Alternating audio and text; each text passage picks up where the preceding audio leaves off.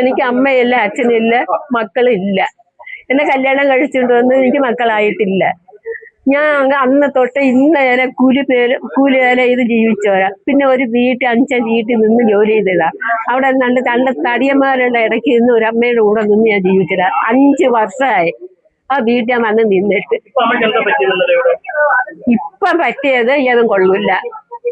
എവനെ എന്നെ വേണം, കുളിക്കാൻ സമ്മതിക്കൂല. ഇതിനകത്ത് ഇതാക്കി വെച്ചിട്ട് അതിരുന്ന് കാണും, ഞങ്ങൾ കുളിക്കുന്ന കാണും. ക്യാമറ വെച്ച് എങ്ങനെ ഞാൻ കുളിക്കുന്നു അതുപോലെ അവൻ അത് വെച്ച് കണ്ടിട്ട് രാത്രി വന്ന് പറയും. മനസ്സിലായ? ഇനി എനിക്ക് നുണ പറയാൻ പറ്റത്തില്ല. അത് കൊള്ള, ആ ശരീരം കൊള്ള. നിങ്ങളെ കല്യാണം കഴിച്ചിട്ട് നിങ്ങൾക്ക് മക്കളും ഉണ്ടായിട്ടില്ല, നിങ്ങൾ ഭർത്താവിൻ്റെ കൂടെ ജീവിച്ചിട്ട് സത്യമാണ്.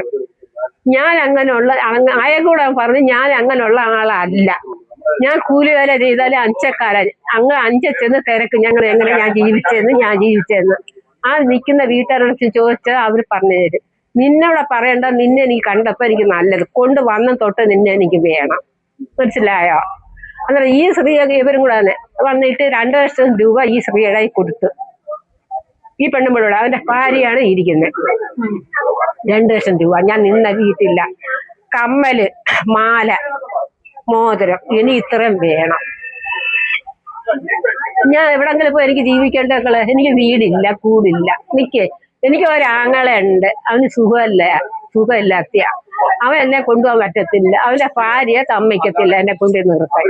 അങ്ങനെയാണ് ഒരു രാത്രി ഒരു പകലും കൊണ്ട് എന്നെ ഇവിടെ കൊണ്ടാക്കി. അന്നേരം ഇവന്റെ ഭാര്യ പറഞ്ഞ, അമ്മ ഇനി ഇവിടെ നിൽക്കണ്ട, ശരിയല്ല, ഇവന്റെ കൂട്ടുകാരന്മാരും എല്ലാം കൂടെ കൂടി കുടിച്ചിട്ട് ഇവിടെ എന്തെങ്കിലും ചെയ്യും, അമ്മയ്ക്ക് എങ്ങനെയെങ്കിലും ഇവിടെ പോവാൻ നോക്കാൻ പറഞ്ഞു. ആ കാര്യം ഒരുത്തനോട് പറഞ്ഞപ്പം അവൻ ഇവന്റെ കൂടെ പറഞ്ഞു. അന്ന് തൊട്ട് തുടങ്ങിയത് എൻ്റെ കൂടെ വഴക്കില്. പിന്നെ ഞാൻ രാത്രി ഇവിടെ കിടക്കുന്ന കമ്പും കൊണ്ടാണ് ഞാൻ ഇവിടെ ഇരിക്കുന്നത്. ഇതായിരിക്കുന്ന കമ്പ്, ഈ കമ്പ് വെച്ചോണ്ടാണ് ഞാൻ നേരമത്തെ വിളിപ്പിക്കുന്നേ. വയ്യാത്ത കാര്യം എല്ലാം അങ്ങനെ കണ്ട് മദ്യം പോലും തര ഒരുങ്ങി എന്റെ പൊന്നു സാറ്. മദ്യം കുടിക്കാത്തോണ്ട് ഇടിക്കുക ഓരോ ചെയ്ത് ഈ പെരിക്കകത്തിട്ട് എന്നെ കൂട്ടി. അമ്മ ഇവിടെ ഇരിക്കുക. അതുകൊണ്ട് എന്റെ സാറ്, അതുകൊണ്ടാണ് ഞാൻ എന്റെ അമ്മച്ചയും കൊണ്ട് ഇറങ്ങി പോയത്.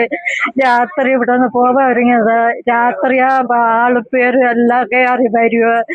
സന്ധ്യയായപ്പോ അങ്ങനെ ഉറങ്ങില്ല. അങ്ങനെയൊക്കെ എപ്പോഴും മദ്യം വാറ്റി കുടിപ്പാണ്. അതുകൊണ്ട് എന്റെ പൊന്നു സാറിന് ഞാനൊരു കാറ് പിടിക്കാം.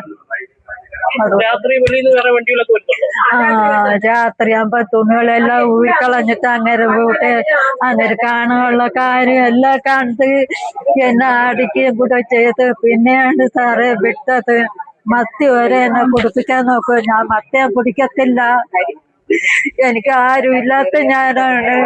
അവിടെ ഇരിക്കുന്ന ഈ ഭാര്യ ഇവിടെ കൊണ്ടുവന്ന് 4 പെണ്ണുങ്ങളെയാണ് അടിച്ചു വന്നത്. എന്റെ കൂട്ടത്തിൽ കൊണ്ടുവന്ന ഈ പെരിക്കകത്തിട്ട്. അതോടെ ഞാൻ കണ്ടത് സാർ. പിന്നെയാണ് ഭാര്യ മരിച്ച പിന്നെ അങ്ങനെ മദ്യമായി ഞങ്ങൾ അയാൾക്ക് പെണ്ടാട്ടിയിരിക്കണം. അതുകൊണ്ട് ഞാൻ കൈ കൊണ്ട് കാല പഠിക്കുക.